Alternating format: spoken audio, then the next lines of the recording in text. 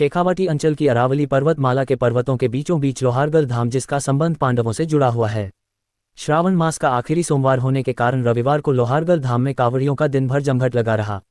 लोहारगल धाम के प्राचीन सूर्य मंदिर के पीठाधीश्वर अवधेशाचार्य महाराज ने बताया कि शेखावाटी क्षेत्र का लोहारगल को हरिद्वार कहते हैं।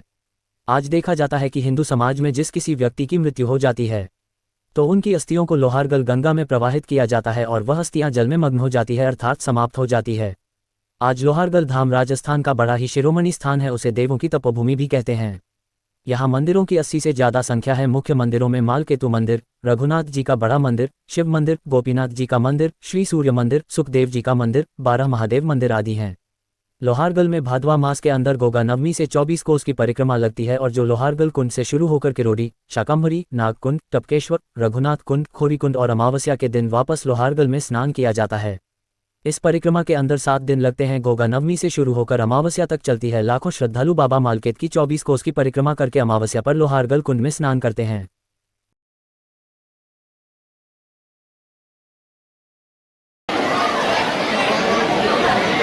और कितनी दूर कावड़ लेके जाते हैं लगभग? पूरे भारतवर्ष से यहाँ श्रद्धालु आते हैं, विदेश से भी पर्यटक यहाँ खूब आता है, लेकिन यहाँ व्यवस्थाओं का अभाव है।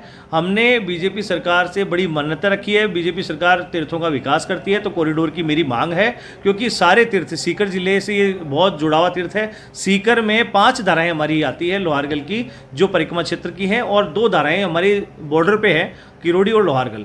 तो लोहारगल जो है वो एक पर्यटक स्थल है बड़ा।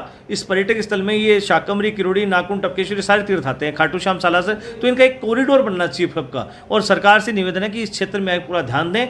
यहाँ ये व्यापारिक दृष्टि से भी अगर इसको देखा जाए तो सरकार को बड़ा लाभ होगा पर्यटक के दृष्टि से, क्योंकि यहाँ पहाड़ी क्षेत्र है और पहाड़ी क्षेत्र में यहाँ झरने, नदियाँ खूब हैं और पहाड़ पर इतनी जगह है कि आप एक झील बना सकते हैं। तो हम आपसे यही कहेंगे कि इस तीर्थ का विकास होना चाहिए, बहुत जरूरी है। अभी सरकार ने तय किया है कि यहाँ एक रोपवे लगे और यहाँ रोड का डेवलपमेंट हो। 8.5 करोड़ रुपए सरकार ने पास भी किए हैं, लेकिन हम जल्द ही भगवान सूर्यनारायण से निवेदन करके मुख्यमंत्री जी को आवेदन करेंगे कि आप आएँ और इस तीर्थ पे उस रोपवे का उद्घाटन करें और आगे विकास करें।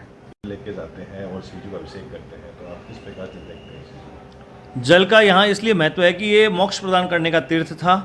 भगवान विष्णु ने इस तीर्थ को, भगवान विष्णु का मत्स्य अवतार हुआ था, भगवान के चरण इस जल में लगने से जल इतना पवित्र हो गया था कि मोक्ष प्रदान हुआ करती थी।